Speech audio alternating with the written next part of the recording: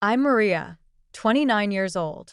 Right now, I'm sitting on the balcony of my $30 million Malibu mansion, sipping coffee and watching the sun rise over the Pacific Ocean. It's a view that still takes my breath away, but it wasn't always like this.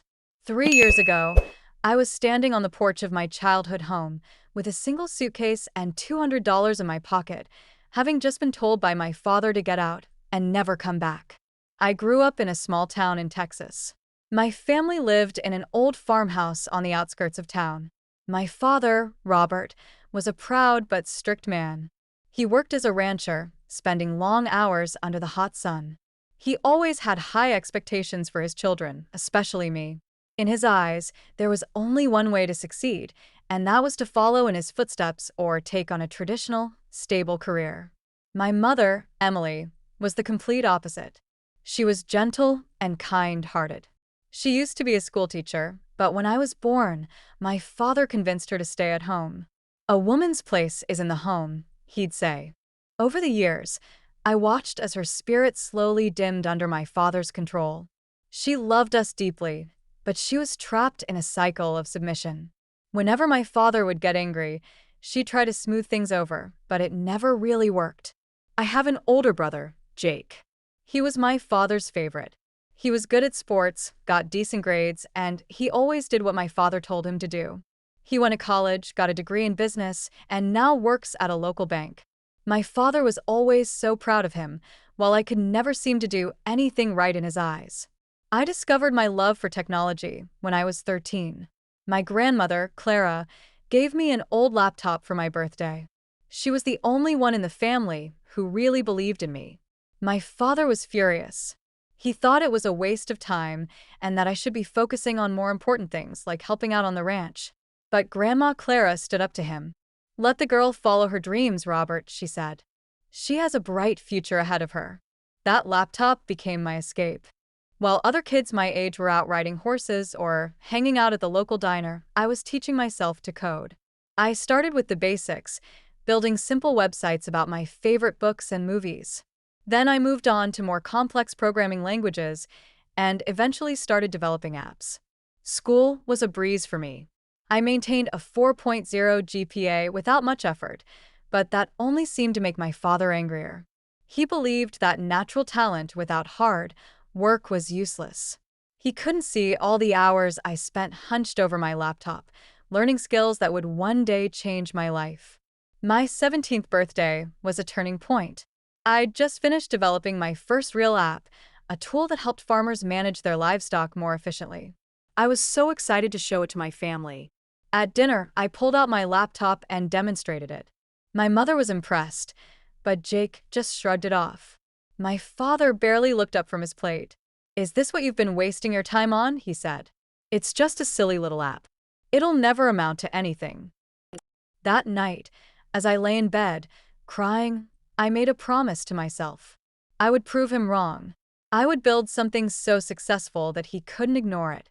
Throughout high school, I worked part-time jobs at the local library and as a tutor. I saved every penny I earned, knowing that I needed to get out of that house and start my own life. When I graduated from high school as the valedictorian, I had almost $15,000 saved up. I got accepted into a top-tier university in California with a scholarship for computer science. I was over the moon. California was far away from Texas, far enough that I could finally be myself. But my father was disappointed. "Computer science? That's not a real career," he scoffed. "You should have gone to a business school like Jake." I stood my ground. "I want to build things, Dad," I said. "This is what I'm passionate about." Despite the scholarship, college was expensive. I worked part-time at the campus IT department and took on freelance projects to make ends meet. It was a tough schedule, but I was determined. During my sophomore year, I met my best friend, Lily. She was studying marketing and had a big, bubbly personality. We came up with an idea for an app that connected local farmers with consumers, helping to reduce food waste. We spent months working on it, coding day and night, and trying to get local farmers on board. I went home for Thanksgiving that year, excited to show my family our progress. At dinner, I showed them the app. My mother thought it was a great idea, but my father just dismissed it. It's just another fad, he said. You don't understand the real world, Maria. These apps come and go, and you're wasting your time. I tried to explain, but he wouldn't listen. After that, I was even more determined to make my app a success. Back at college, I joined a research group led by Dr. Thompson. He was an amazing professor who saw my potential. He mentored me and helped me get an internship at a tech startup. The internship was unpaid, but it was an incredible opportunity. Our app, however, didn't take off as we'd hoped. Despite Lily's marketing efforts, we couldn't get enough users. After a few months, we had to shut it down. I was heartbroken, but Lily encouraged me. We learned a lot, she said. Next time, we'll do better. I graduated from college with honors and a minor in business.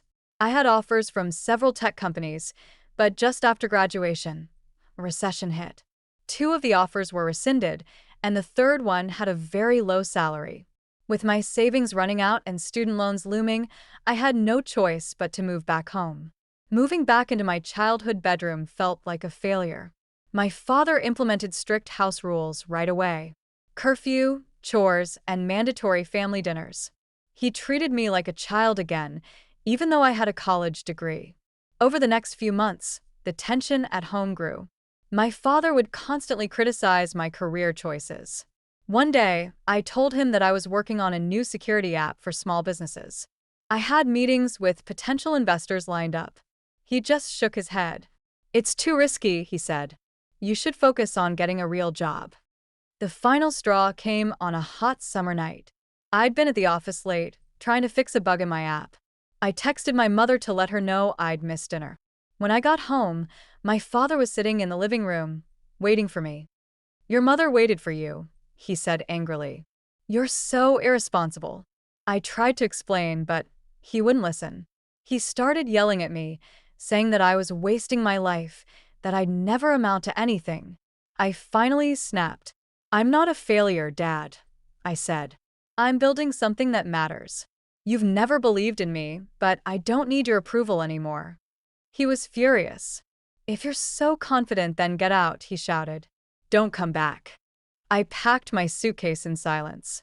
My mother pleaded with me not to go, but I knew I couldn't stay. As I walked out the door, I felt a mix of pain and relief. I called Lily, and she sent me money for a plane ticket to California. When I arrived, I was broke and homeless. But I didn't give up. I got a job at a cyber security firm, thanks to Dr. Thompson's recommendation. I lived in a tiny, shared apartment, and I worked extremely hard. On the side, I continued to work on my security app, which I named Safeguard. 6 months later, I met a user, experienced designer named Alex, at a tech meetup. He saw the potential in my app and offered to partner with me. We spent months looking for investors. There were so many rejections, but we didn't give up. Finally, a small angel investor, Ms. Harris, agreed to fund us. With her investment, we were able to turn Safeguard into a real company. Our app started to gain traction. A well-known tech blogger reviewed it, and suddenly, we had hundreds of new customers.